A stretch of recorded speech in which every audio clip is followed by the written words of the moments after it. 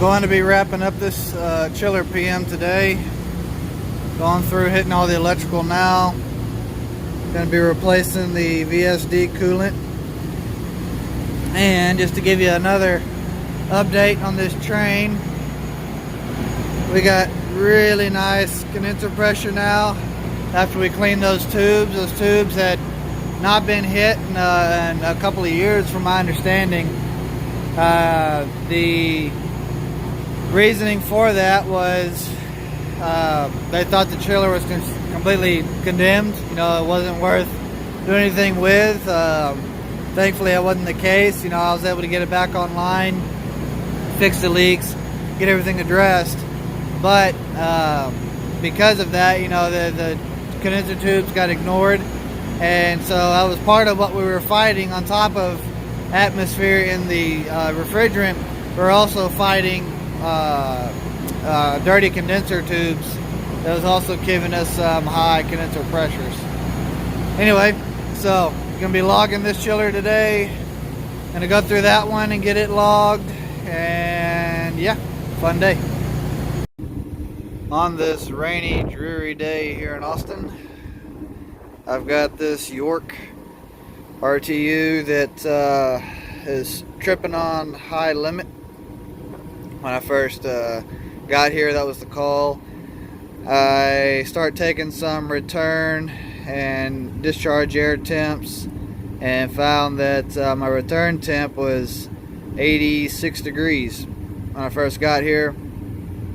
Go downstairs, it's actually cold in the space. The thermostat was at 62, and I look around and realize that both of the returns we had or have were having supply air dumped straight into them with the way the air vents were set up.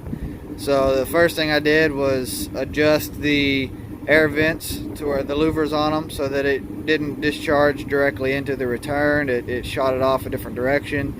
I also had to close the supply to the registers down a little bit that I was having trouble with, because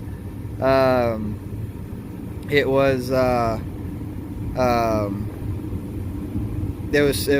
still just pushing a little bit too strong of air through it, getting to the return. So anyway, once I did that, that really helped, and it would run longer without overheating. And the return temp stays down around 70 now instead of 86. But then that brought in a second problem, because this system was a recent install or change out we did. They did not replace the ductwork when we did it, and this thing has some airflow issues just created by the ductwork.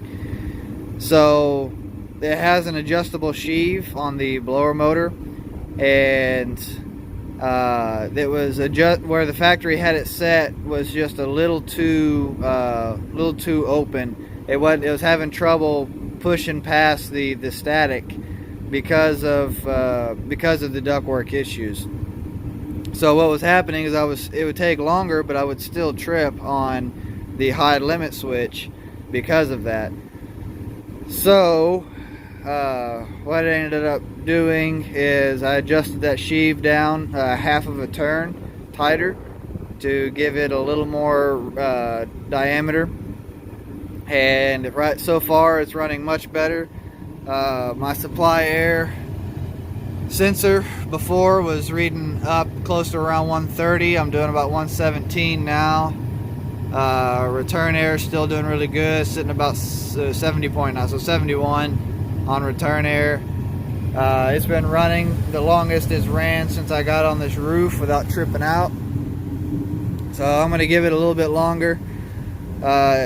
One thing I'll point out here: if you've not invested in these magnetic jumpers, let me tell you, they're awesome. They're expensive. In my area, I think they're about $12-13 each. But as long as, which most of the systems today have magnetic terminals, you know, they're not, I do run into them frequently when they're still not. But anyway, As long as you have a magnetic terminal on there, it really helps out in just making it easier. You're not trying to worry about getting an alligator clamp in there, or trying to wire in a physical jumper. You just magnet strip, hit it real quick, and then boom, you're done. You got it jumpered out. So that makes it super easy. Anyway, that's this one, guys. What we've got is the chiller was tripping off on low refrigerant temp. When I got here, the evap entering water was registering 38, but the leaving water was at like 50 degrees. Makes no sense, right? So I go over to the reports, look at evaporator, and I saw that I had like a 12 to 15 degree approach on my evap, with a saturation of like 35. And anyway, what ended up being was I came over here, and you can see I've got my primary pump right there. It was showing the 38 degrees entering, right? So that was reading accurate, and I verified with the pressure gauge there that the pump was actually pumping water. And then my secondary pump here, I came over and looked at this gauge. This is after the evap. I was reading 35, which matched up with my saturation, which is what I expected. I do the PMs on this chiller, and I just did them a few months ago, and the evaporator was on point on approach. What that approach value is the difference between refrigerant saturation and the leaving water temp. Just like we use on a water-cooled condenser, it also applies to a water evap. Anyway, so I come over here. Well, actually, at that point, I shut the chiller down, and I start watching these two temps to see what they do. What should have happened is, this thing's been down for about 10 minutes now, is within a few minutes of shutting the chiller down, these two temperatures should become almost identical. You're entering and leaving, because we're not actually processing anything on the barrel. So when I saw that that wasn't happening, I came over here to the leaving water sensor, pulled the probe out. The whole well is full of water and needs to be cleaned out. It's drowning the sensor, and I'm assuming it's condensation. It's been allowed to get in there.